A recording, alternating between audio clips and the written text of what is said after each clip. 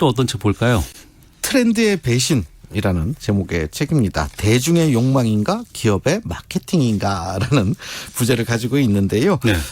지난 2016년부터 매주 라디오 매거진 위크엔드, 지금 우리가 하고 있는 이 방송이죠. 잠시 후면 나오실 텐데 네. 바로 이 생활 속의 인문학 코너를 진행하고 있는 이호건 박사의 신작 책입니다. 경영 컨설턴트이자 또 교육 컨설팅 회사를 운영을 하고 있는 그런 대표이기도 하신데요. 저자는 이 신작 트렌드의 배신이라는 책을 통해서 이 트렌드 범람의 시대 라고 지금 현재를 규정을 하면서 바로 이런 시대를 살아가면서 우리가 좀 피해야 될 트렌드와 또 쫓아가야 할 트렌드, 도대체 여기에 대한 구분점을 우리가 어떻게 가져야 하는지 바로 이런 점들을 이야기를 하고 있습니다. 그러니까 이런 시대야말로 이 넘쳐나는 트렌드 앞에서 마치 철학자 데카르트처럼 의심하고 또 의심을 해야 한다. 저자는 이런 이야기를 펼치고 있습니다. 트렌드를 의심해라. 이건 네. 좀 흥미로운 주제 같아요. 그렇죠.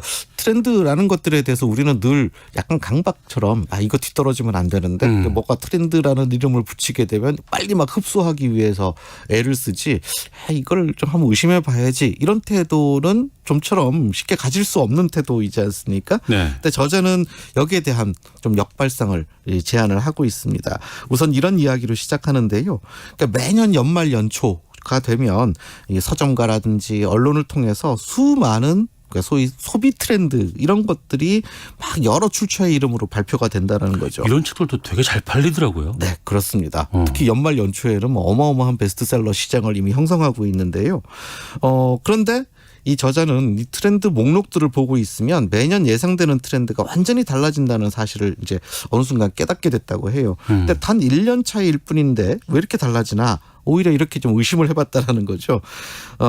그래서 그러면 이제 도대체 우리는 이 트렌드 목록이라는 것을 어떻게 받아들여야 하나. 원래 트렌드라는 것은 그런 우리가 현상이 쓰는 거 아닌 거예요. 그런 네. 현상이 있어서 그걸 정리하는 건데 과연 그런 기능만 지금 하고 있는지 생각을 해보게 된 것이죠. 그럼 이런 걸 어떻게 받아들여야 될까요? 그러니까 원래 트렌드라는 것은 어떤 일정한 방향성이라든지 경향을 뚜렷하게 나타내는 현상을 이제 뜻합니다.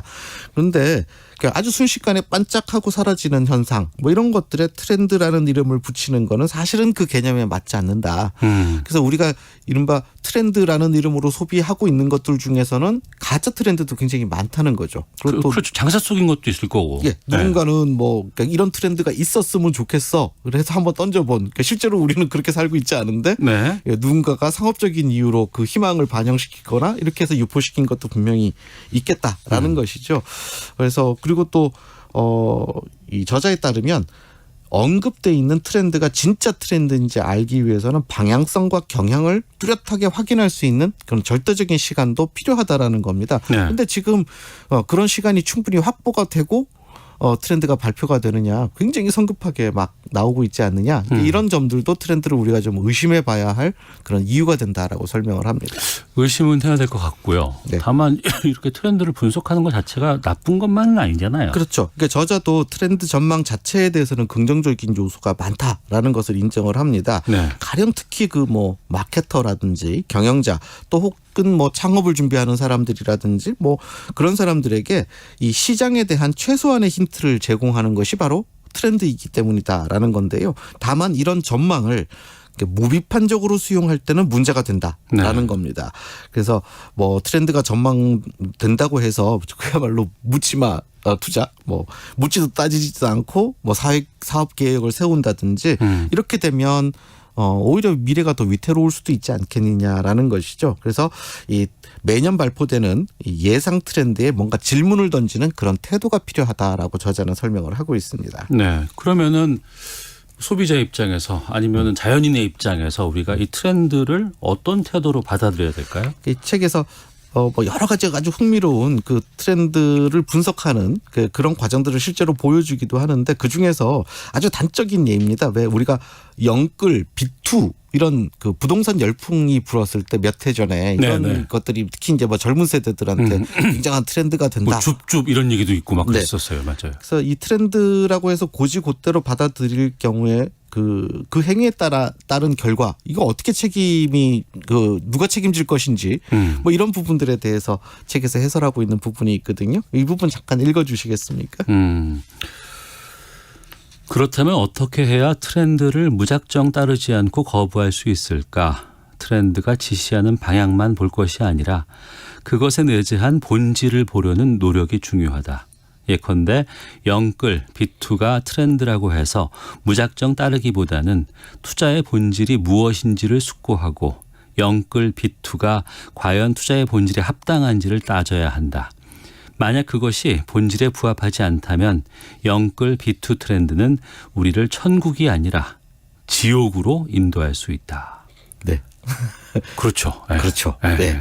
그러니까 우리가 그 트렌드의 본질 또 그 이면 이런 것들까지 좀 더 시간을 가지고 사유를 해봐야 할 그 이유에 대해서 아주 잘 설명을 하고 있는 대목이죠. 책에서 그러면 어떤 트렌드들에 대해서 얘기를 하고 있어요? 예.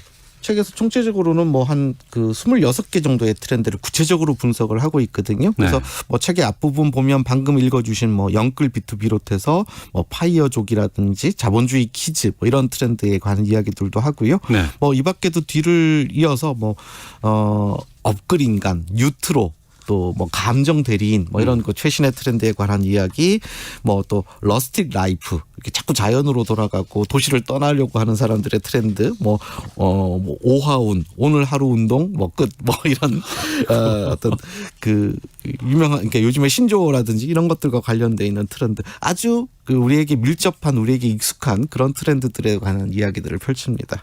말씀해 주신 것이 트렌드라고 하면 제가 처음 듣는 단어도 있거든요. 네. 최신 트렌드 같은 것들 다뤄요? 네, 그렇습니다.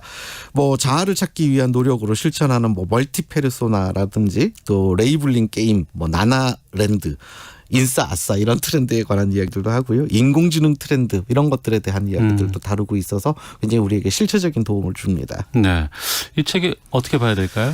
예, 그러니까 뭐 우리에게 트렌드라는 이름으로 다가오는 그런 모든 것들에 대해서 그 본질을 의심하고 따져서 묻는 그런 인문학적인 소비, 인문학적인 트렌드 수용 이런 습관이 꼭 필요하다라는 것을 이 책은 아주 설득력 있게 이야기를 해주고 있습니다. 알겠습니다. 일요일은 책과 함께 이호건 박사의 트렌드의 배신이었습니다. 앞으로